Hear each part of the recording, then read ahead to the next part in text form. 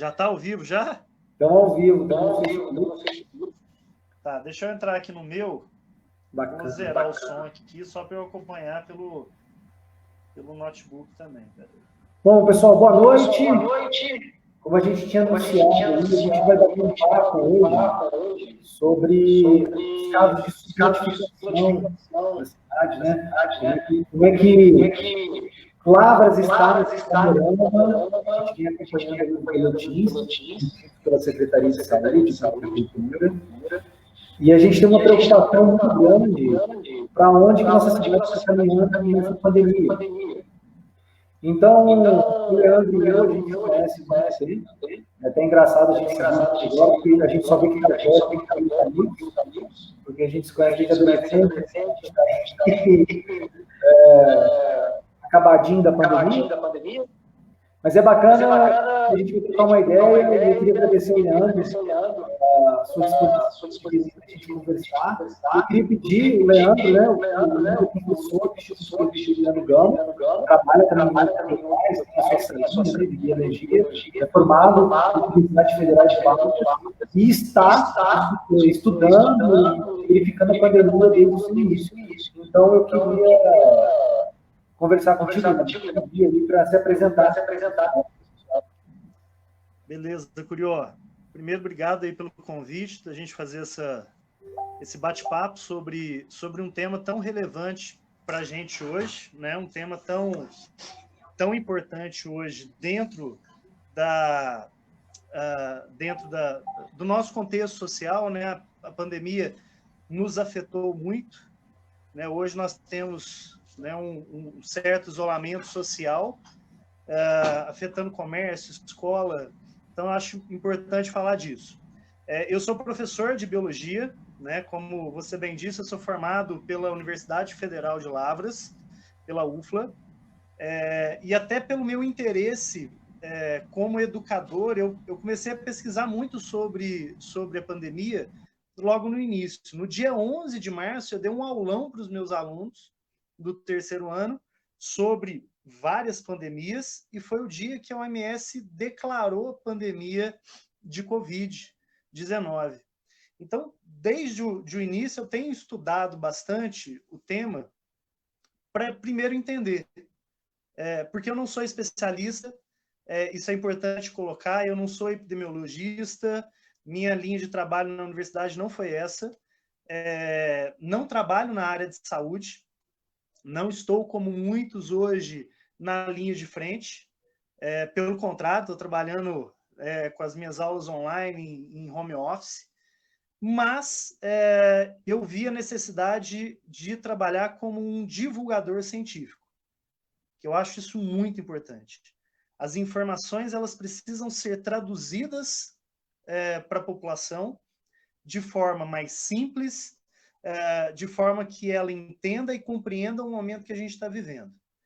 Então, eu comecei a fazer algumas postagens das minhas redes sociais, em especial no Twitter, sobre a cidade de Lavras, porque a gente ainda não tinha isso. A gente não tinha nenhuma estimativa para o grande público. A gente sabe que tem um comitê científico orientando a prefeitura municipal nas medidas a serem tomadas na pandemia, e pelo que eu sei, são excelentes profissionais, né, uma galera especialista no assunto, que daqui a pouco a gente fala mais desse comitê, mas eu sinto a necessidade de estender isso para a população de forma mais clara, né? A gente fazer algumas análises sobre a real situação da Covid em Lavras, né? Então, comecei a fazer isso lá no mês de abril, e desde então eu tenho acompanhado os números divulgados e tentado pegar ali algumas projeções e tentar adaptar para a realidade de Lavras.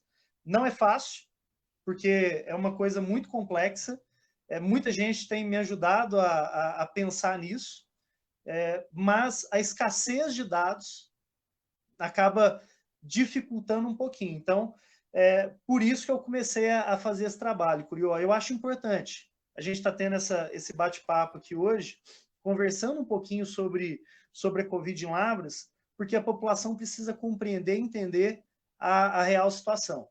né? Não é querer ser alarmista, é querer ser um pouco mais realista. Saber a realidade da pandemia é muito difícil. Dificilmente a gente vai saber, porque a gente tem uma escassez de dados que não é só de Lavras, não é só de Minas, é do mundo inteiro. Mas o máximo que a gente puder fazer para trazer um pouco da realidade para a população, acho que a população ela tende a responder melhor a essas medidas. Porque senão fica, de um lado, um comitê orientando, a prefeitura tomando decisões e a população apartada daquilo, né, sem engajamento. Né? Eu gosto muito de uma expressão que você usa, que é o pacto social. A gente precisa de um pacto social, e para a gente ter um pacto social, a gente precisa entender, compreender, e aí é o papel da divulgação científica que eu tenho tentado fazer aqui em Lavras. Ô, Leandro, eu vou te pedir, o pessoal mandou aqui, como eu estou sem fome também um pouco dinheiro. Então, quando tu está falando, eu no microfone, e aí eu peço que eu falar no microfone para não ficar replicando. Pessoal, como somos dois professores, a gente tem que apresentar primeiro a justificativa dessa conversa, né? Nós começamos a conversar primeiro sobre políticas públicas, ainda no início do ano, no final do ano passado, a gente começou a conversar sobre a situação da cidade, porque a gente tem uma preocupação como cidadão.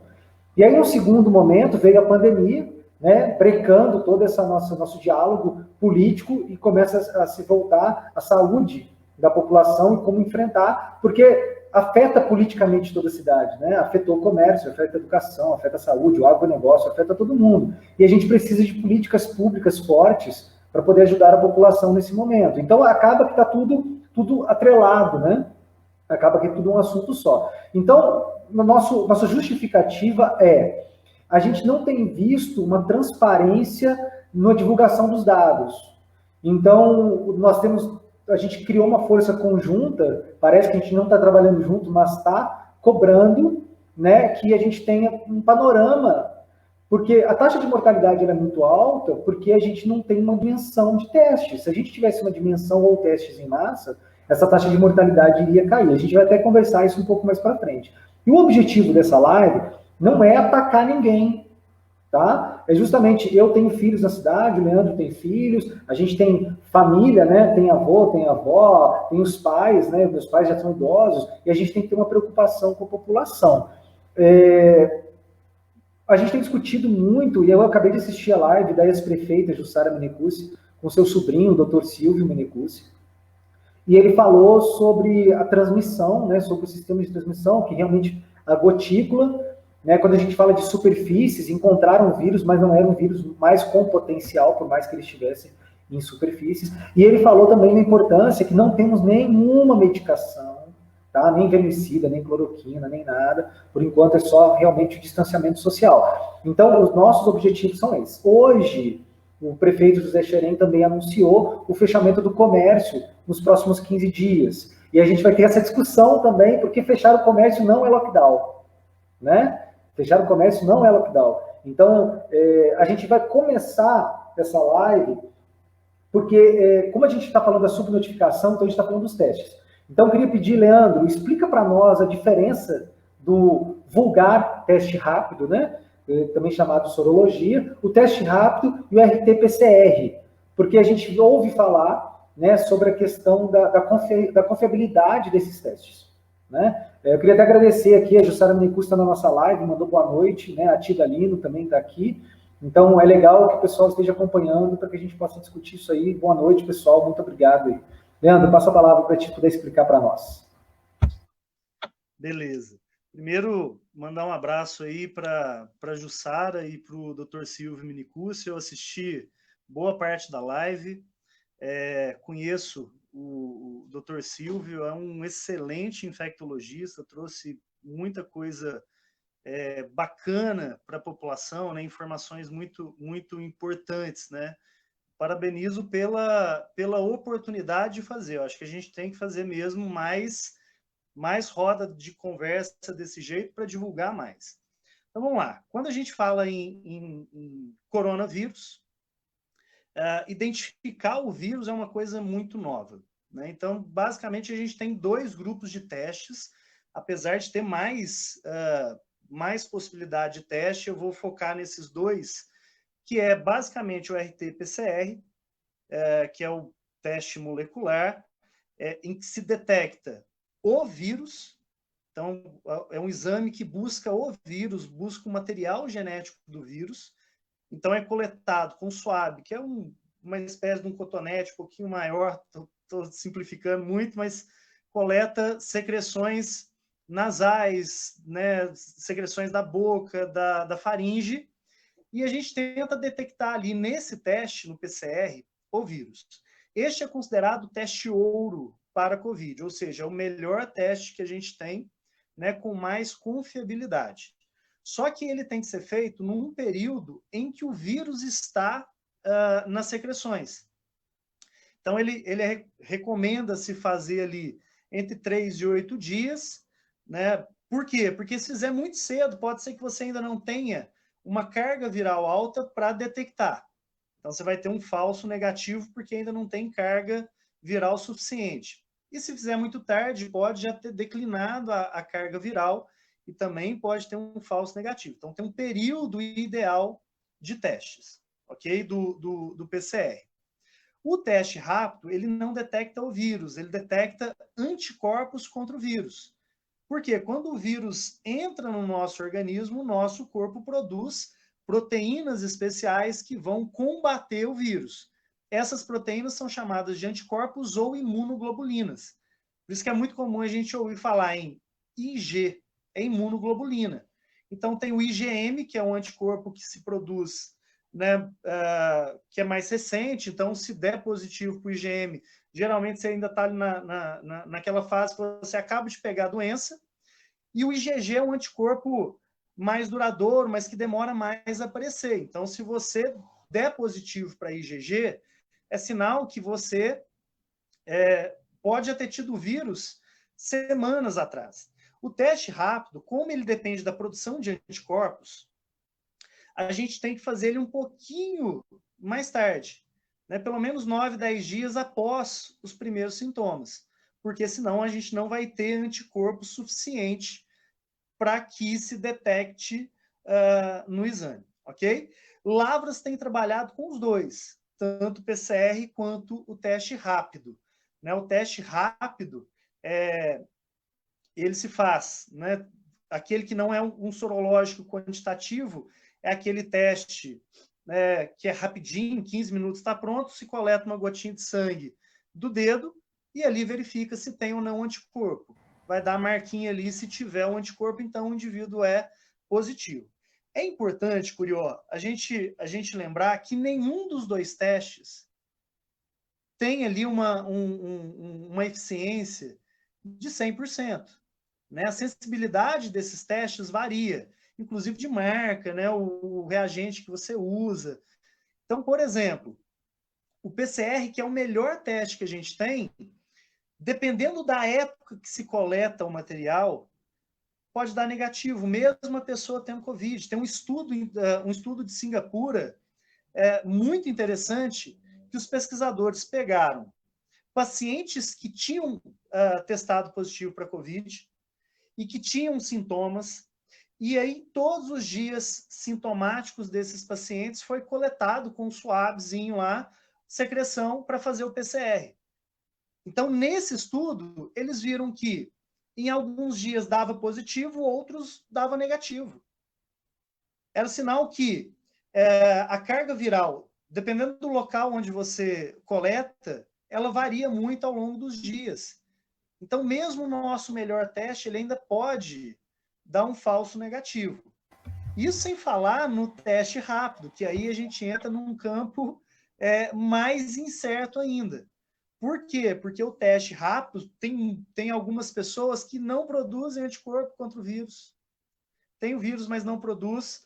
Né? A resposta inicial, que é uma resposta mais rápida, que não é a resposta humoral, ela funciona mais rapidamente, o indivíduo não tem anticorpo, ou então ele produz uma quantidade de anticorpo muito pequena e que não é detectada. Então, são basicamente esses dois testes que são feitos, e a gente precisa saber interpretar esses testes. Aí entra a nossa luta para que o total destes testes em separado seja divulgado à prefeitura, para a gente ter uma ideia, né, de como é que está se comportando ali a pandemia aqui em Lavras. Ô, Leandro, a primeira vez que apareceu essa informação, né, eu sei que tu ligou lá para ter essa informação, eu também cobrei essa informação, e eles colocaram no boletim que haviam feito 1.900 testes. Ok? 1.900 testes. Uma coisa que me preocupa é, eu vi algumas reportagens, não cheguei a ler um estudo, mas vi algumas reportagens, dizendo que em alguns países o teste estava numa confiabilidade de 50%, o que é uma taxa ridícula, desculpa a expressão, mas é ridícula, né? É jogar dinheiro fora, né? Porque é caro, né? É caro, é uma quantidade absurda de testes e é jogar dinheiro fora. A gente sabe que a população está passando por um momento economicamente muito difícil, né? A quantidade de desempregados. A gente tem que lembrar que o país já não vinha bem antes da pandemia, né? A gente já estava com o dólar estourando, a economia acabada, número de desempregados bombando, e a gente ainda tinha um recorde de trabalhos informais. E agora, o trabalho informal, ele mostrou a sua cara, né? Porque não tem seguro, não tem por onde correr, o cara depende, então, né, do governo. Então, a gente tem todos esses problemas. E um teste hoje, num laboratório, um teste particular, pelo que eu acompanho, está variando entre 200 e 350 reais. Como é que tu consegue testar uma família de 5 pessoas, por exemplo? Né? Então, além da dificuldade de se obter o teste, né, que é uma quantidade limitada, que os laboratórios têm capacidade de fazer, o custo ainda é muito elevado. Então, ter esse número e saber qual é a capacidade da nossa cidade em fazer o teste é importante para a conscientização, porque enquanto o pessoal está tudo no oba-oba, não, mas tem teste, tem respirador, a UTI está disponível, né? O prefeito falou que é só lavar a mão, tá, o distanciamento. E esse discurso começa a ser perigoso. O discurso, como tu disse, ele não pode ser nem otimista e nem alarmista. Ele precisa ser realista. Né? E quando a gente anda pela cidade, a gente percebe o pessoal desleixado, sem usar máscara, utilizando da maneira errada, aglomerações. Eu gostei muito de um termo que tu usou no Twitter, né, que mostra como a gente está velho, fazendo candinha. Né? O povo está fazendo candinha na praça para reunir. Então, assim, a gente precisa, né, de um trabalho de conscientização. Mas o trabalho de conscientização, ele só acontece com transparência dos dados. Eu queria dar boa noite aqui também ao Léo Assad, que é jornalista. E, Léo, eu espero que a gente faça uma live, porque o jornalismo ele é muito importante, o jornalismo sério, ele é muito importante nesse momento, para justamente a educação da população. Um abraço aí para a Patrícia Xisto, para o Ian, para o Serginho, né? O Júnior Corgozinho também, o pessoal está acompanhando a live. E aí, Leandro, a gente vai para um outro ponto, né? Já que a gente fala dos testes da divulgação, o que tu acha desse boletim que está sendo emitido, né, pela Secretaria de Saúde de Lavras? Ele atende os nossos anseios? Ele nos dá parâmetro para que a gente possa entender o panorama real da nossa cidade? Então, vamos lá. O boletim eu acho ele incompleto. Né? Primeiro de tudo, eu preciso agradecer tanto o pessoal da Vigilância Epidemiológica quanto o pessoal da Ascom, que sempre que eu precisei me atenderam. Ainda que a informação demorasse um pouco a chegar, eles me atenderam. Né? A Vigilância me passava os dados, né? Eu sou chato, eu ligo, eu pergunto, né? Eu questiono e eu sugeri, e eu sei que você fez isso também, uma mudança na divulgação. Porque o que acontece, Curió? Uma das maneiras da gente estimar a subnotificação é através dos testes. Nós testamos muito pouco mesmo. Para você ter uma ideia, eu olhei aqui os dados de hoje, de um site internacional que compila dados do mundo inteiro. O Brasil faz hoje 20 mil testes, já fez, né? 20 mil testes por milhão de habitantes. Os Estados Unidos, né, em uma semana, eles saíram de 95 mil testes por milhão para 120 mil testes por milhão. E lá, há uma estimativa em alguns estados de que a pandemia é pelo menos 10 vezes maior. Ou seja, de 100 infectados, você vai ter positivos, né? Você vai ter ali pelo menos 1.000 infectados, porque você tem uma subnotificação grande. Bom, no Brasil nós fizemos 20.000 testes por milhão de habitantes. Aqui em Minas, não atualizaram ainda os dados, até semana passada eram quase 12.000. Lavras, com essa divulgação que fizeram de 1.900 testes, nós chegamos aí a mais ou menos 19.000 testes por milhão. Ou seja, está dentro da média brasileira. Está dentro da média brasileira. Mas o que acontece? Uma maneira da gente estimar a subnotificação é pela quantidade de testes que dão positivos. A OMS, muito baseada em países que testam muito, a Coreia do Sul é um dos países que melhor tem um sistema de testagem, considera o ideal, Curió, uma positividade de 5%. Então, você imagina, de todos os testes, 5% tem que dar positivo. Aí vem o Brasil, né? O Brasil hoje tem uma positividade que beira os 40%. Significa que nós estamos testando principalmente pessoas que estão com sintomas mais graves nos hospitais, que é o protocolo do Ministério da Saúde. O PCR aqui em Lavras segue esse protocolo, só é testado quem está internado. Né? Quem está com síndrome gripal, com sintoma leve, não faz PCR. Esse é o protocolo do Ministério da Saúde. Então, com pouco teste, a gente tem uma positividade muito elevada. Muito elevada. Nos Estados Unidos, essa positividade é de 8%. E olha que eles já conseguiram identificar em alguns estados uma população infectada 10 vezes maior que alguns testes populacionais. Aqui em Lavras, surpreendentemente, quando a gente faz o número de testes pelo número de positivos, nós chegamos perto dos 5%. Ou seja, quem olhar só esses 1.900 testes vai achar realmente que Lavras está testando como lá na Coreia do Sul. Por quê? Porque a gente não sabe quantos testes rápidos foram feitos e quantos PCRs foram feitos e qual a positividade de cada um.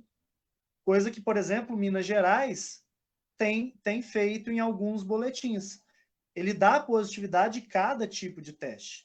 Então, eu sugeri para a Ascom e para a Vigilância para que adicionassem isso no boletim. Quantos testes foram feitos? Por quê? Porque a gente tem que ficar, né, muitas vezes, fazendo um trabalho de adivinhação com o boletim. Né? Até pouco tempo atrás, a gente não sabia que os descartados eram pacientes com síndrome respiratória aguda grave que fizeram um teste de RT-PCR e deu negativo. Não inclui aquela galera de teste rápido que deu negativo. Inclusive, falta essa informação. Quando a gente faz a interpretação do teste, dá a entender assim, a gente fez isso semana passada, né? Hoje nós chegamos aí a 154 casos, não é isso? 159. 159. Quando não tínhamos 100 confirmados, no boletim dá a entender 100 confirmados, 38 descartados. Então dá a entender que fizeram 138 testes. A interpretação ela não fica boa, né? a gente fica vago. E aí, um dos meios da gente medir realmente essa subnotificação é a taxa de mortalidade. Né? Que é o ponto que a gente tem que chegar agora. Por que a gente está falando da subnotificação dos testes? A gente está falando da subnotificação dos testes para chegar no ponto da mortalidade. O Cadu Alves está fazendo uma pergunta aqui. Ele está falando assim, na opinião de vocês, teria possibilidade do vírus em Lavras ter sofrido uma mutação e ficado mais resistente devido ao número de mortes que está acontecendo na cidade? Cadu, eu não sou especialista da área, tá? Sou engenheiro mecânico, convidei o Leandro para a gente bater um papo aqui. Mas, pelas notícias que eu acompanho, não posso bater o martelo, isso é improvável. Deixo esse assunto para o Leandro, se ele se sentir confortável também de falar sobre isso, porque a gente não pode cravar opiniões sem dados. Como a gente não fez uma análise, né, fica um pouco complicado. Né? Então, é meio difícil. O Serginho está falando aqui 159, Serginho, obrigado pela informação. Mas então, assim, vou deixar o Leandro à vontade para falar se ele acredita nessa mutação, e para falar também sobre essa taxa de mortalidade, porque já que a gente está falando da quantidade de testes, A taxa de mortalidade é um fator essencial para a gente supor se esse percentual, né, de 5%, se esses 1.900 testes realmente estão sendo realizados na cidade. A gente não está acusando ninguém, nem falando que esses testes não são realizados e tudo mais. É porque existem modelos matemáticos que são aplicados pelo mundo, e quando a gente tenta aplicar em Lavras, não bate. Não bate. Então a gente está questionando por que a matemática não está batendo. Essa é a realidade. Nós estamos tentando descobrir por que a matemática não bate. Ponto. Não há acusação, não estamos jogando culpa em ninguém, a gente só precisa entender por que a matemática não bate. Ok? É isso. Deixa eu passar a palavra para o Leandro. Então, eu acho que não sofreu mutação, acho que é um resultado de subnotificação. Sobre isso, eu conversei com a coordenadora do comitê científico da UFLA, que orienta a prefeitura, professora Josiana Barsante, que é uma excelente profissional. Deixo já o meu agradecimento a ela, porque muitas das dúvidas que eu tinha, ela me esclareceu, tá? Ela apontou um negócio interessante, curioso. A taxa de mortalidade da Covid, deixa eu fazer uma introdução muito rápida para a gente entender. Ela começou girando entre 3% e 4% na China, tá? E chegou a 10%, por exemplo, na Lombardia, naquele ápice de mortes na Itália. Só que essa taxa, ela é superestimada justamente porque a gente vive numa subnotificação. Então, como nós testamos menos gente, e você tem um denominador mais alto, é normal que a taxa de mortalidade, né, vá se elevar. Se a gente aumenta a quantidade... Eu lembro de uma época que o Brasil tinha feito 970 mil testes e a gente tinha 520 mil positivos. Então, assim, a cada dois, né? Então, essa matemática tem outra história. O que acontece? A gente tem que pegar países que testam muito e analisar a taxa de mortalidade deles, ok? Essa taxa de mortalidade gira em torno de 0,8% a 1%, dependendo do país. O que a gente deve fazer? A gente deve pegar os dados desses países e transpor para o Brasil, fazendo alguns ajustes com relação à nossa pirâmide etária. Porque a gente sabe que o vírus ele tem uma chance maior de causar problemas em pessoas mais velhas e pessoas com comorbidades. Então, a gente adapta essa taxa de mortalidade à nossa pirâmide etária. Uma sugestão... Ô, Leandro, só um parênteses. Sim. Por mais que ele tenha um efeito mais devastador para comorbidades, mais idade, é importante a gente lembrar que vários casos de óbito onde as pessoas não tinham comorbidades. A gente tem que levar em consideração. Mica, eu estou sentindo, e aí está falando na época aqui, tá? Mas a gente vai corrigir. Tem duas perguntas aqui, tá? Que é da Lívia e da Kátia. Daqui a pouco a gente já responde elas, tá bom? Só um minutinho. A gente vai entrar nesse assunto que vocês estão perguntando. Então, só pegando aqui, o que a professora Josiana sugeriu, e parece que eles têm feito, já começado esse estudo, é tentar aplicar essas projeções de taxa de mortalidade à pirâmide etária de Lavras. Eu acredito que não vamos ter muitas mudanças com relação a algumas cidades do entorno, como Varginha, Poços de Caldas, Pouso Alegre, que tem taxas menores que 4%. Lavras hoje, fazendo ali um cálculo com o número de óbitos de habitantes de Lavras, com o número de positivos, a gente tem uma taxa de mortalidade de 10%. Essa taxa de mortalidade é a taxa de mortalidade que nós encontramos na Itália, no auge da doença, no norte da Itália, sem UTI. Pessoas morrendo sem acesso à UTI. E Lavras, ainda que esteja próxima a uma lotação, e essa é uma outra sugestão que eu dei para a Ascom, da prefeitura, divulgar diariamente a taxa de ocupação de leitos em Lavras para que a população entenda e não dependa dos hospitais anunciarem isso. Quando a gente faz essa projeção para Minas, a gente não tem para Lavras, Curió.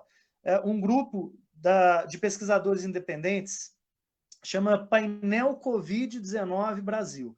Eles fizeram essa adaptação de números para Minas, a taxa de mortalidade em Minas, considerando a pirâmide etária, seria de 1,26%.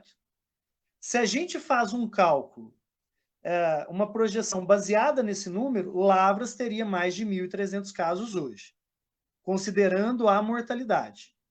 Então, nós teríamos mais de 1.300 casos, demonstrando ali uma subnotificação enorme, mas que é uma subnotificação parecida com de outros lugares, ok?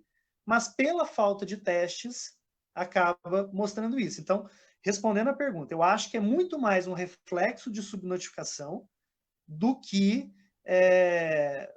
um evento específico para Lavras, até porque, à medida que a gente vai tendo mais mortes, e aqui eu me solidarizo com todos os familiares de pessoas que morreram com a Covid, é trágico, é muito trágico isso tudo. Infelizmente, à medida que vai aumentando o número de mortes, Curió, a gente vai aumentando também a nossa amostragem. Então, esses dados ficam cada vez mais confiáveis, a gente vai diminuindo o desvio. Então, baseado na taxa de mortalidade, a gente já passou dos mil casos há muito tempo. Então, nós não estamos só com 159. A gente havia discutido, né? Faz tempo que a gente está discutindo isso, que a gente já passou de 1.000 casos há muito tempo. E uma coisa que é muito importante, eu também gostaria de externar os meus sentimentos aos familiares, porque semana passada eu tive a dúvida se meu sobrinho e o irmão dele estavam com Covid, né, dificuldade de respiração, né, tosse e tudo mais. E a família entrou em pânico, né? E eu conheço várias pessoas que passaram pela mesma situação, que testaram. Tem uma amiga que perdeu a mãe ontem, né, em Belo Horizonte, para a doença, né, para o vírus. Então, é uma batalha que tem rosto, que tem sentimento, que tem família, né? Não são apenas números estatísticos. Quando a gente olha, eu fiz um texto, né, eu tenho uma mania de escrever, eu fiz um texto lá no começo, quando a pandemia surgiu na China, ela começou a perder o controle na Itália, falando sobre isso, né? Que eu não posso falar de estatística sem falar de pessoas. Eu costumo, quando dou aula de engenharia, falar sobre isso, né? A gente chega na porta da empresa e está lá assim, estamos há 30 dias, há 100 dias sem acidentes. Mas aquela pessoa que sofreu acidente, para ela é 100%. Né? Então depende da população que a gente faz a amostragem. A Kátia Veríssimo fez uma pergunta para nós aqui. Eu queria até agradecer a Kátia, que está sempre aí trazendo informação para nós, e sempre lutando, né? E ela é comerciante da Bendita Casa, e ela criou um protocolo de atendimento para o comércio dela. Eu achei isso muito bacana. Eu queria te parabenizar, a Kátia, pela conscientização, tá? Porque foi fantástico realmente o protocolo de atendimento que tu criou. Ela está falando o seguinte: a taxa de infecção entre profissionais de saúde está altíssima, né? E a gente estava falando isso antes de entrar na live. E hoje, pessoal, eu tive que ir à farmácia e tal, e no caminho eu passei por alguns restaurantes, por alguns supermercados, e eu vejo que o pessoal sai de dentro das empresas sem os EPIs. Aí tira a máscara, né? Tira a proteção de acrílico e tudo mais. Então não adianta controlar da porta para dentro, né? Esse comportamento, ele é vigilante, é um comportamento de 24 horas. E aí a gente sabe da dificuldade que os hospitais têm por conta dos protocolos. Só que a gente ainda, pelo que eu não li ainda nenhum estudo comprovando que os profissionais de saúde infectaram dentro dos hospitais.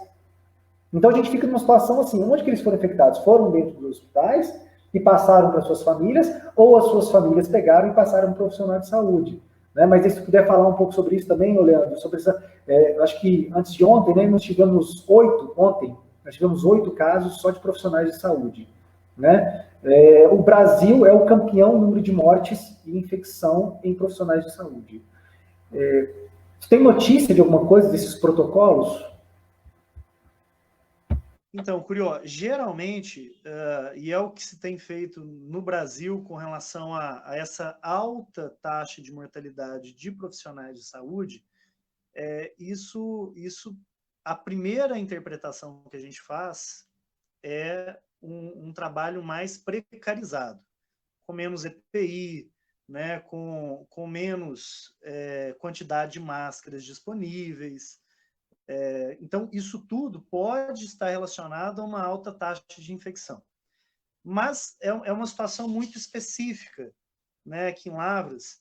Eu acho que os gestores dos hospitais podem explicar isso melhor, né, até porque as notícias que chegam até a mim é que, pelo menos nos 2 hospitais da cidade, o pessoal tem tido acesso à EPI.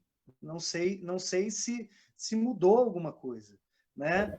Mas é um ambiente que favorece a infecção. Então, se você tem um indivíduo contaminado e que você não sabe que ele está contaminado, por isso que os protocolos de testagem em hospitais são diferentes, né? Eles testam geralmente num curto período, né, os seus profissionais, então eles vão ser testados várias vezes ao longo da pandemia, justamente para evitar isso. Porque se você tem um profissional que está contaminado, existe uma chance maior, até pela forma de trabalho, o contato ali mais intenso de você pegar. Sem falar que o fato do profissional estar trabalhando ali diretamente com o infectado aumenta as chances. E é super complicado, mesmo às vezes o profissional com todos os EPIs é vírus, né? Então, um vírus de transmissão aérea, por exemplo, numa intubação, você tem muita chance de contaminação, né? Se tiver alguma coisinha ali fora do lugar. Então, é uma profissão muito arriscada, né? Eu mando um abraço para os meus colegas, amigos e conhecidos que são profissionais de saúde, entre eles a Alessandra Naves, que me ajudou muito com a questão dos testes. Um abraço para vocês, porque vocês são heróis. Vocês trabalham em risco o tempo todo, né?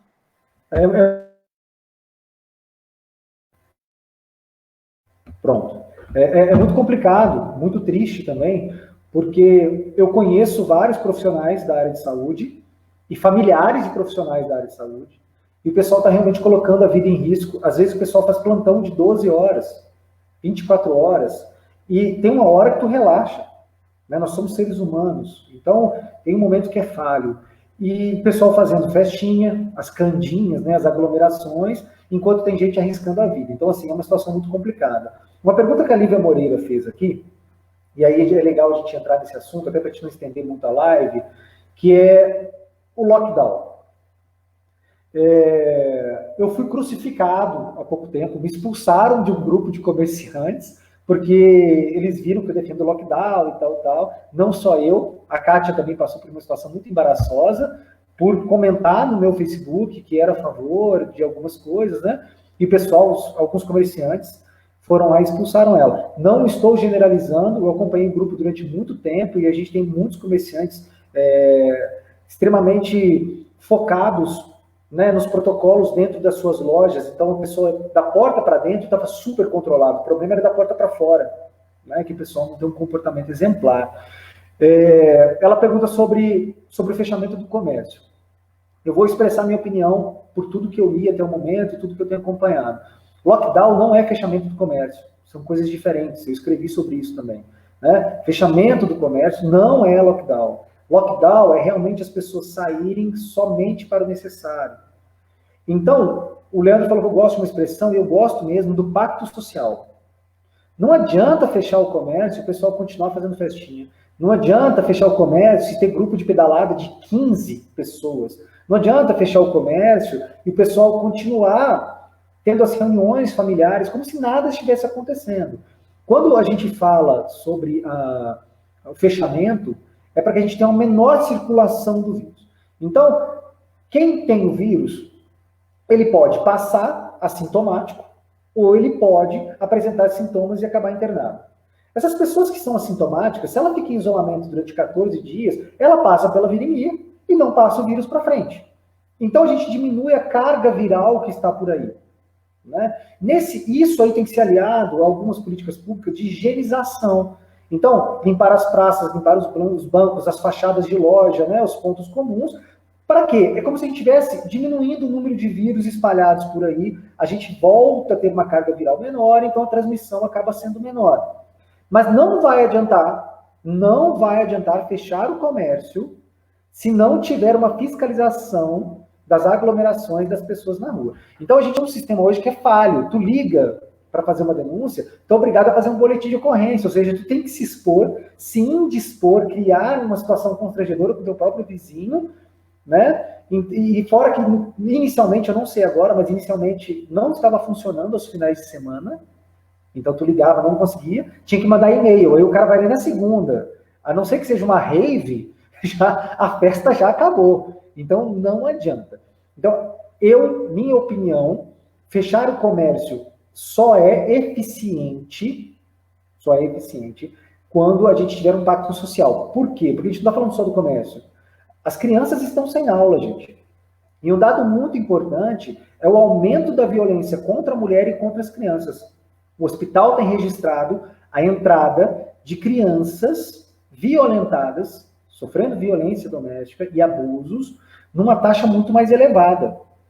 Quando a gente fala da escola, a escola ela serve como uma proteção, uma rede de proteção, porque muitas residências, né, muitas famílias não têm estrutura. Então, quanto mais tempo a criança passa fora do ambiente familiar, infelizmente essa é a realidade, ela fica mais tempo na escola, ela está mais tempo protegida. E essas crianças estão expostas. Essas crianças não estão comendo na escola, né? Ficou muito essa confusão do Bolsa Merenda, né? Do Volt. Eu até virou uma novela que eu já nem sei se liberou ou não. Hoje eu vi que saiu uma lista, né? Ontem saiu uma lista de Excel com o nome dos alunos e tem uma briga porque tem uma renda mínima, né? Uma renda per capita lá de R$ 250 e tudo mais. Mas, respondendo a pergunta da Lívia, minha opinião, só vai funcionar se tiver um pacto social. Se a população não entrar junto nessa, não adianta fechar o comércio. Tá? Porque se da porta para dentro controla, da porta para fora está uma zona. E está uma zona. Quem anda, se tu passar de carro pelo centro, a gente fica assustado da quantidade de pessoas sem máscara. Né? E eu queria ouvir a opinião do Leandro sobre isso também. Bom, então vamos lá. O que leva primeiro a essa decisão? Quer dizer que tem mais vírus circulando, mais gente contaminada, e há um risco maior de sobrecarregar o sistema de saúde. Os dados que eu tenho hoje, né, passados pela Ascom, é que o Hospital Vaz Monteiro está com 100% dos leitos de UTI, né, estava, não sei agora, mas até às 4 da tarde, 100% dos leitos de UTI ocupados, Santa Casa 60%, eu não tenho os dados do hospital de campanha. Isso significa que nós estamos próximos de uma sobrecarga do sistema de saúde. A sobrecarga no sistema de saúde, ela é ruim para todo mundo. Então, independente de você ter ou não plano de saúde, de você ter ou não Unimed, não vai ter vaga para ninguém, nem para quem vai ser atendido pelo SUS, nem para quem vai ser atendido por plano de saúde, porque o sistema está sobrecarregado. Então, isso é um fator que é levado em consideração nesse sentido. Um outro fator é a capacidade de espalhamento do vírus, né, que leva em conta a variação de indivíduos contaminados no tempo. Para a COVID, a gente tem uma taxa de espalhamento básica de 2,7%, 2,7 pessoas, desculpa. Ou seja, se você se contamina, você vai passar isso, teoricamente, para 2,7 pessoas. Vamos arredondar para 3? Então, uma pessoa pega, passa para 3, 3 pegam, passam para 9, 9 vão passar para 27, e por aí vai. É exponencial. As medidas de isolamento servem para reduzir isso. Por quê? Se eu fico isolado e eu estou contaminado, é como o Curió disse, eu não vou passar para outra pessoa.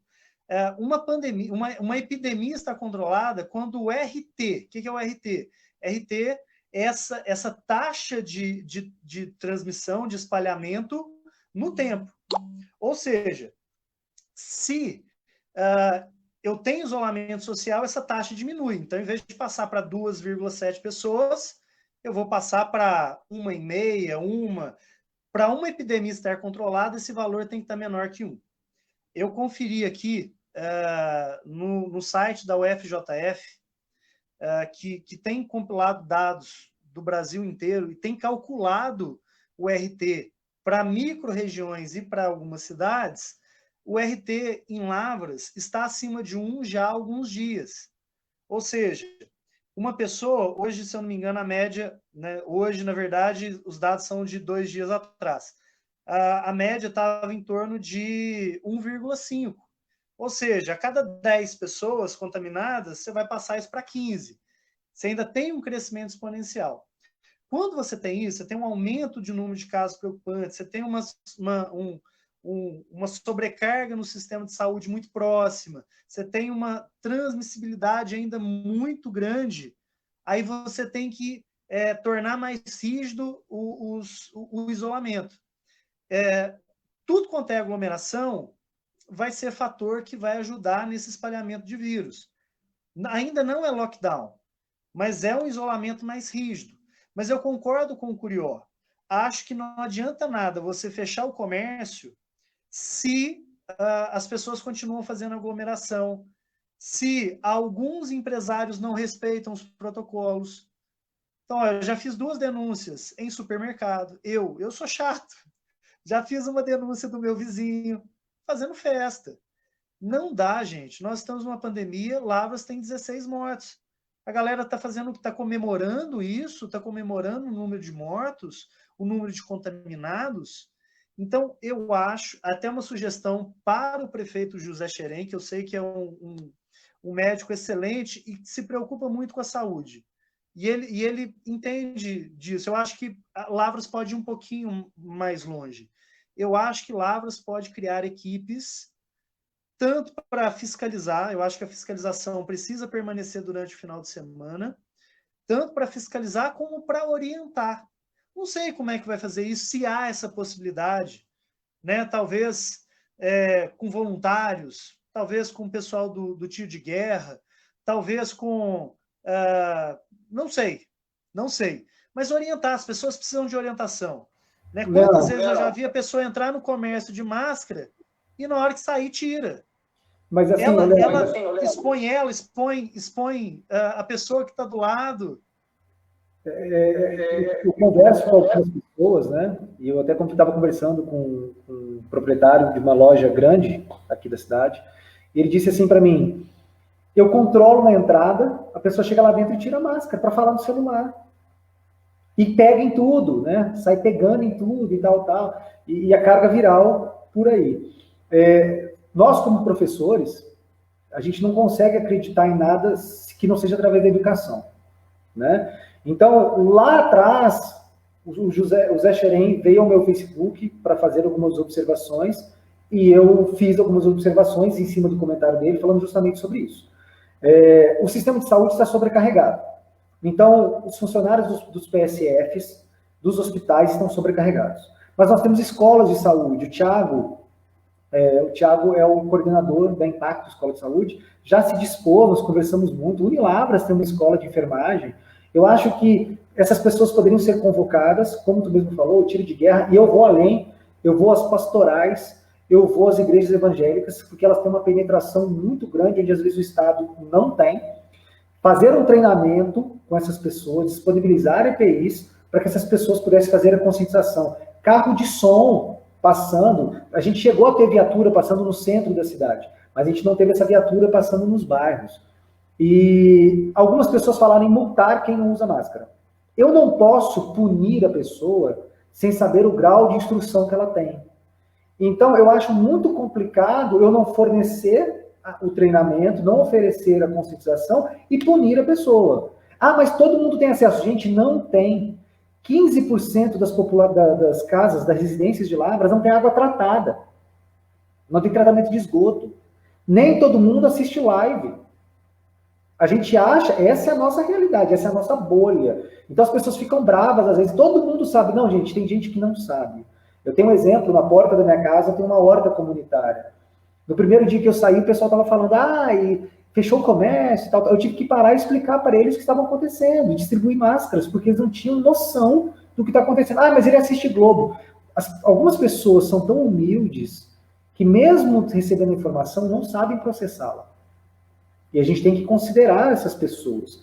Então, eu acho que um trabalho em loco, né, ele é importante. Quando eu falo que o pessoal do comércio me interpretou errado, eu prefiro fechar 20 dias e fazer uma blitz para tentar diminuir essa carga viral e esse RT diminuir abaixo de 1 e a gente poder voltar a trabalhar com segurança, do que ficar arrastando esse abre e fecha, até vir a vacina. Que a previsão, a melhor previsão é o meio do ano que vem. E aí, Leandro, a gente vai entrar para a parte final da nossa live, que a gente já vai completar 1 hora. Nós tivemos alguns decretos, abertura de academia. Eu não entendi. Nós tivemos um decreto para arrancar os bancos da praça e na outra semana abrimos academias e bares.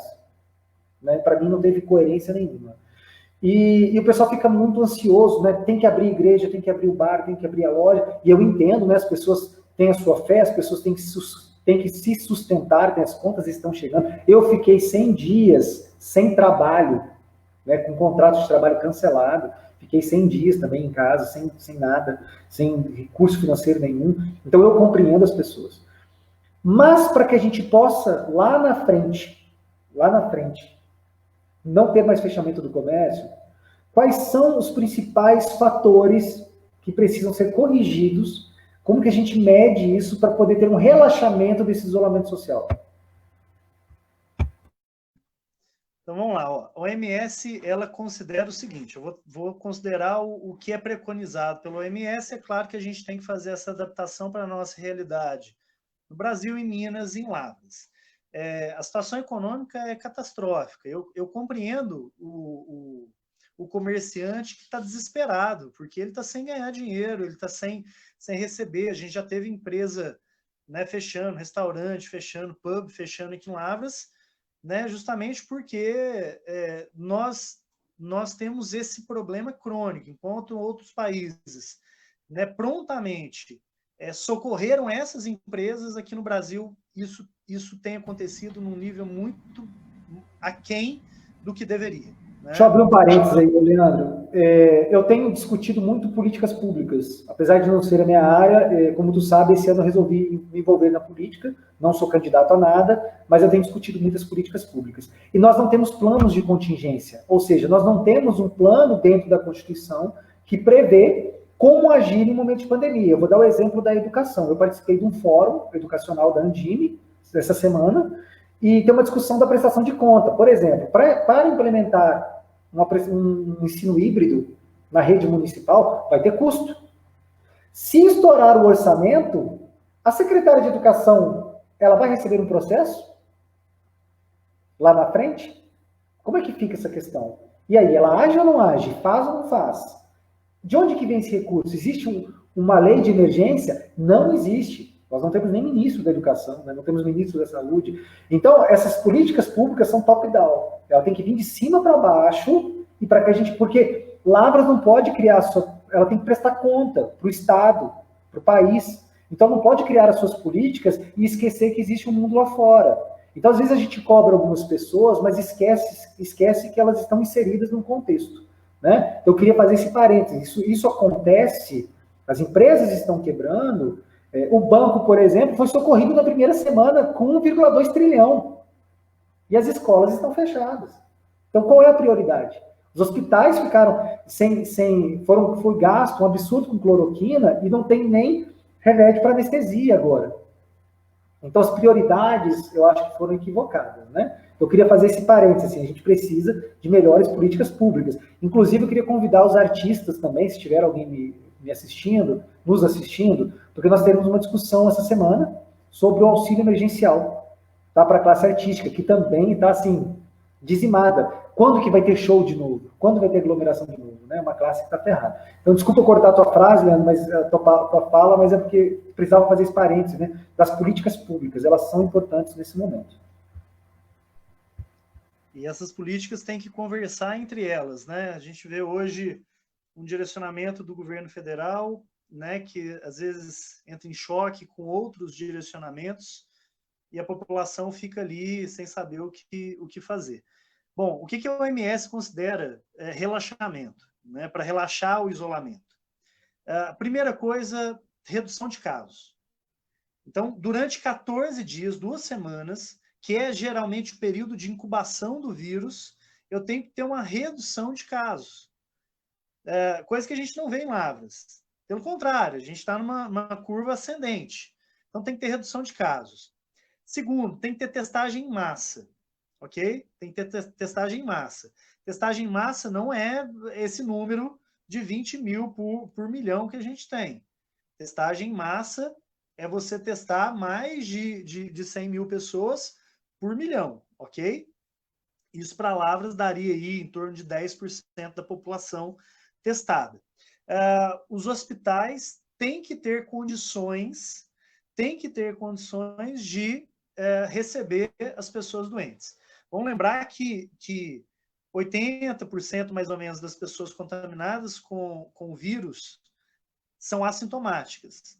Dos 20% que têm sintomas, né, a média varia um pouquinho de lugar para lugar, mas em torno de 5% das pessoas acabam precisando de atendimento, por exemplo, atendimento de UTI com respirador.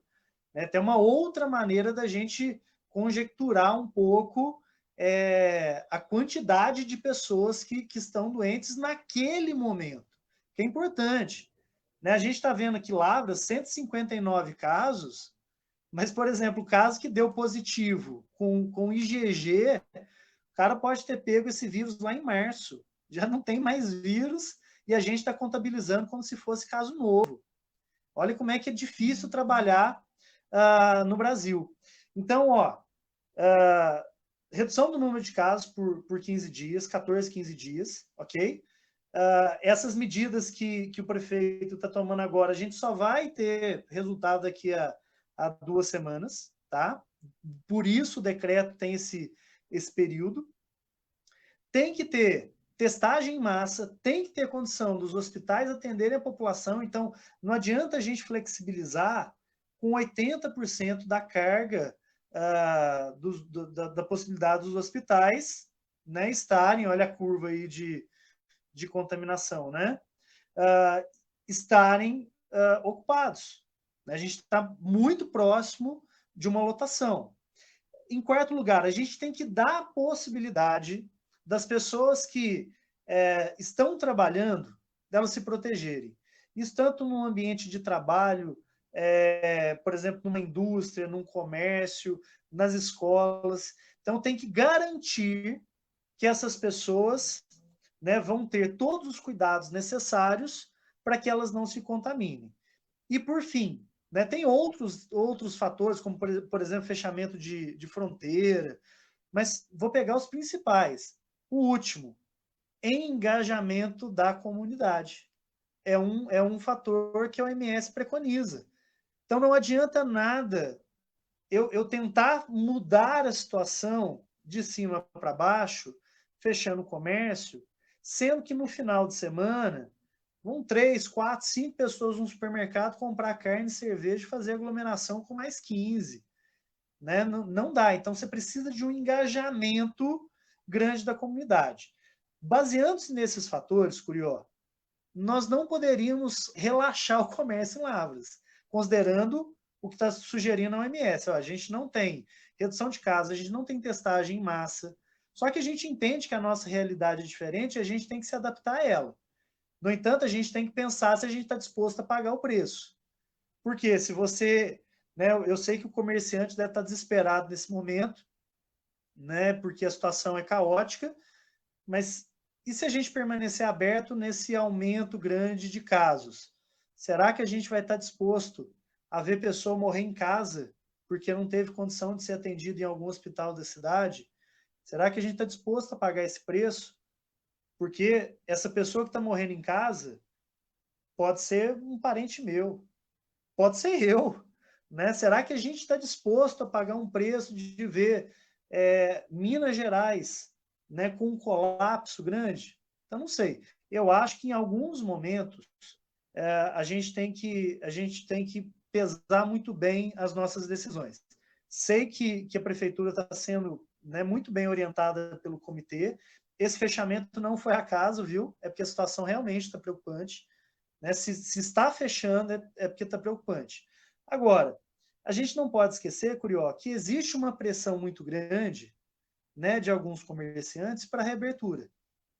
Então, o prefeito ele tem a recomendação científica. Olha, está aumentando o número de casos, não deveria abrir. Como tem um monte de gente pressionando para abrir. Eu, por exemplo, não acho interessante abrir academia. Não acho interessante abrir igreja. Assim como eu não acho interessante, nesse momento, reabrir escola. Por quê? São locais de muita aglomeração. A gente está colocando em risco a vida dessas pessoas. É só a gente olhar para Nova York. Nova York passou por um período de isolamento, chegou a ter um lockdown, porque as pessoas eram multadas se estivessem na rua sem justificativa, $400 a multa. $400. E hoje eles começam a pensar em reabertura. Mas por quê? Porque tem muito teste, tem UTI para todo mundo, teve uma redução de casos. E ainda tem um fato, por exemplo, Coreia, França. Vou pedir para te fechar o microfone. Coreia, França, que fizeram a reabertura das escolas e fecharam novamente. A Alemanha também passou por isso. Ontem eu estava tendo uma reunião de escola do meu filho, que mora em Tuiutaba, e isso foi uma das poucas vantagens, porque agora eu posso acompanhar a reunião, já que ela é online, né? Então eu estava acompanhando a reunião de escola do meu filho, e aí eles estavam falando sobre alguns protocolos para a reabertura da escola. E eu perguntei, vocês vão nos consultar? Porque eu não vou me sentir seguro do meu filho voltar para a aula enquanto não tiver vacina. Eu prefiro que ele perca um ano do que ele volte para a escola. Então, assim, eu vou pedir para a gente fechar, Leandro, já tem mais de uma hora. A Francine está falando bastante aqui, né, sobre questão de teste massa, que não faz teste nem quem deve fazer, e ela também falou a questão dos locatários. Eu não consigo entender, por exemplo, eu vi o snooker fechar. Se eu sou o dono do imóvel, eu prefiro ficar com ele fechado e montado, sem receber, e a hora que liberar já está montado, já está alugado, está montado, e eu vou começar a receber, do que ter a esperança que alguém vai alocar agora e investir para transformar o bairro para quem? Né? Então, assim, tem algumas coisas que na minha cabeça não fazem sentido. E aí esse efeito cascata vai destruindo a nossa economia. A Kátia fez uma última pergunta aqui, eu vou usar ela para que a gente possa encerrar. Se o prefeito estivesse assistindo essa live, vocês dois, como educadores e formadores de opinião, que recado deixariam para ele? Eu já deixei vários recados para ele, né, inclusive, assim, e eu acho que a educação vem em primeiro lugar. Não adianta, a gente precisa levar as pessoas. A Francine fez uma observação aqui, que ela vê pessoas instruídas agindo da mesma maneira que os ignorantes. Quando a gente fala ignorante, gente, é a ausência do conhecimento, né, aquele que ignora a situação. Infelizmente, nós vivemos o negacionismo. Né? O doutor Silvio falou na live com a Jussara Minicurso agora há pouco, do surgimento do sarampo. A gente teve 18 mil casos em São Paulo no ano passado. Quando que a gente imaginava uma coisa dessa? Porque as fake news, né, elas vêm aí disseminando e as pessoas não buscam fontes confiáveis. O uso da cloroquina. Já tem várias fontes dizendo que não tem funcionamento, não é efetivo, mas as pessoas continuam acreditando em um médico, em 2 médicos. Não é assim. A ciência não funciona assim. É testagem, é amostragem, testa, até chegar num denominador comum. As coisas não caem do céu, as respostas não são fáceis. A OMS não sabe de nada. Gente, é um vírus novo, lógico que ela não sabe de nada, ela está descobrindo.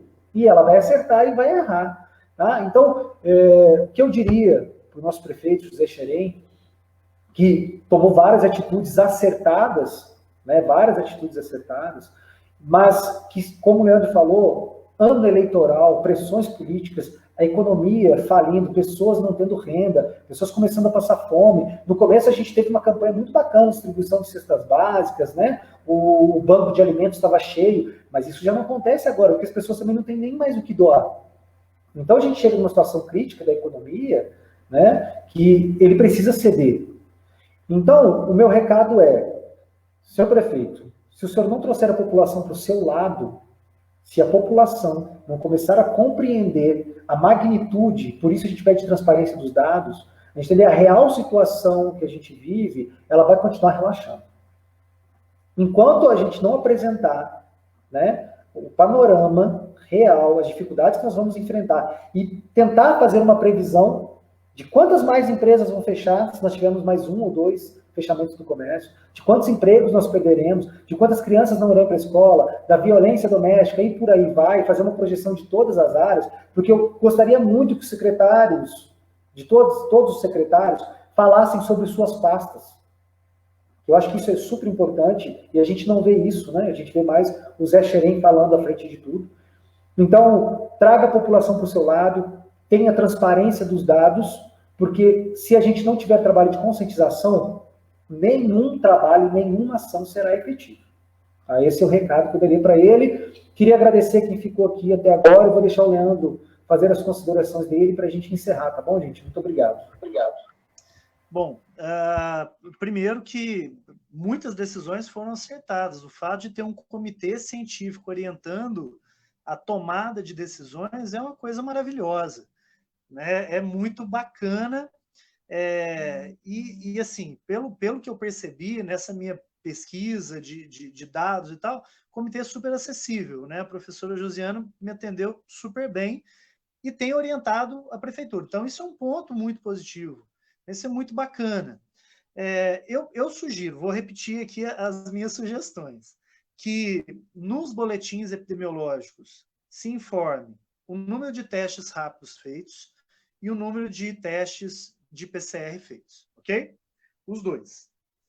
E quantos deram positivo, quantos deram negativo desses testes, separadamente. Não adianta falar que há mais de 1.900. A gente precisa ter o dado como ele é. Algumas cidades têm feito isso, né? Têm informado a quantidade de testes, quantos deram positivo de cada um. Até porque algumas pessoas que estão ali de frente são testadas mais de uma vez. Então a gente acha que testou 1.900 pessoas. Não foram. Algumas pessoas foram testadas 3, 4, 5 vezes. Né? Isso. Até porque não dá para a gente falar disso nessa live, mas, por exemplo, se o teste ele tem uma baixa sensibilidade, né? Se ele dá muito falso negativo, o ideal seria, se eu sei que aquela pessoa teve contato com alguém que está contaminado, eu vou testá-la várias vezes, né, para ter certeza que realmente ela não está contaminada. Mas isso é conversa para outra live. Sugiro, além do número de testes já feitos, diariamente, prefeito, Ascom, coloca para a gente o número de leitos ocupados. Isso é importante para a população ter noção. Né, no JF Salvando Todos, que é esse portal da UFJF, no dia 1º, né, você tinha 55 respiradores sendo usados de 58, aqui em Lavras. 55 de 58. Então, esses dados, olha, são hoje 90% de ocupação. Isso é importante. O cidadão ele vai olhar aquilo e fala, caramba, né? não vou aglomerar, né? A situação está crítica. Então, essas duas mudanças nos boletins, eu acho que são importantes, porque ajuda a gente a ter uma dimensão maior. E uma sugestão, prefeito, até por conta das minhas aulas, eu não consigo acompanhar todas, eu vejo uma ou outra depois. Comece a fazer a sua live num canal oficial, porque eu acho que vai atingir mais pessoas. Até porque dá uma visão mais oficial dos dados. Eu acho super interessante, acho super legal fazer essas lives diárias, porque você está mostrando para a população ali os dados daquele dia. E eu acho que isso é muito legal. Mas fazer isso num canal oficial, eu acho que é o caminho mais bacana. E, por fim, se possível, vamos pensar em equipes para conscientizar a população, para educar. Chegar no cara que está num ponto de ônibus, esperando o ônibus sem a máscara, falou, meu caro, eu sei que não que fica às vezes incômodo, mas coloca a máscara, vai te proteger, vai proteger a sua família, vai proteger quem está aqui perto de você no ponto. Você precisa de alguém para orientar. Muita gente não sabe, e muita gente sabe não tem a dimensão, né, da falta de civilidade que ele pratica, não usando máscara, não passando álcool em gel. Né? Eu já vi, né, o que você falou, curioso. Às vezes o cara no comércio entrou com máscara, vai lá e tira a máscara. Ele coloca o comerciante numa situação completamente constrangedora. Então a gente precisa de gente para orientar. Quem sabe fazer uma equipe né, para orientar a população, sair pelos bairros, conversar, carro de som. Eu não sei o custo disso, mas eu acho que a gente pode pensar. Eu acho que é algo que pode acrescentar. Porque se toda a população ela abraça esse pacto social, a chance do isolamento dar certo é maior. Eu vou finalizar, Curió, agradeço quem esteve aí com a gente, mandou pergunta, quem acompanhou. Eu vou terminar com o seguinte: nós vamos ficar mais tempo nessa situação, não por conta da gente que está alarmando todo mundo, mas por causa das pessoas que furam a quarentena, né, que desrespeitam as outras pessoas não usando máscara, né, não usando álcool em gel, né, não tendo higienização das mãos. Nós vamos ficar mais tempo nesse abre e fecha por conta dessas pessoas que desrespeitam, muito mais do que por aquelas que estão brigando, são chatos, ligam, né? Tenta mudar. Então, se a gente não mudar, infelizmente, quando tiver vacina, vai ser esse abre e fecha. Então, se a gente fizer esse isolamento nesses 15 dias agora, bem feitos, pô, gente, vão sair só se tiver necessidade, farmácia, supermercado, e acabou. A galera, vão proteger a gente, vão proteger a nossa família, vão proteger quem está no trabalho essencial. Enfermeiro, médico, que não tem essa opção que eu tenho de ficar em casa. Né? Vamos proteger essas pessoas também. Né? A gente teve uma morte trágica, né, de uma profissional de saúde que estava trabalhando. Né? Olha só que complicado. Então, quanto mais a gente abraçar, nessas 2 semanas, vamos tentar fazer um isolamento, né, ferrenho. Vamos tentar respeitar. Inclusive, infelizmente, o pai dela veio a óbito também. Então, Leandro, muito obrigado por aceitar o convite. Eu queria finalizar aqui, agradecer a Dayana Lima também, a Luciane Rogério, o Cecel que entrou aqui, o Antoniazzi. Eu espero que vocês tenham gostado, espero que tenha sido informativo. Nós conversamos hoje, de repente, fazer um projeto e a gente convidar outras pessoas de outros segmentos, o pessoal do comércio para conversar com a gente, o pessoal da educação, das academias, os artistas, jornalistas, e fazer outras, né? Porque agora, eu acho que semana que vem seria importante a gente conversar sobre a questão da vacina. Porque quando surgiu o assunto da vacina, o pessoal fala assim, vai ter vacina. Já está testando, o Butantan vai distribuir e vai fabricar 40 milhões por dia. Só que não é bem assim que funciona. Essa terceira fase, ela pode demorar muito tempo. A Pfizer falou que talvez tenha distribuição em dezembro, mas a nossa projeção mais realista é só lá no meio do ano que vem. Então, até lá, meu filho, tem muita água para passar por baixo da ponte. Leandro, muito, muito obrigado por aceitar o convite. Foi um prazer. Agradeço. Né? Agradeço por assistir agora. E se vocês tiverem sugestões também para passar para nós sobre assuntos que a gente possa conversar, a gente agradece, pessoal. Muito obrigado. Uma boa noite para vocês. Valeu, Leandro. Boa noite.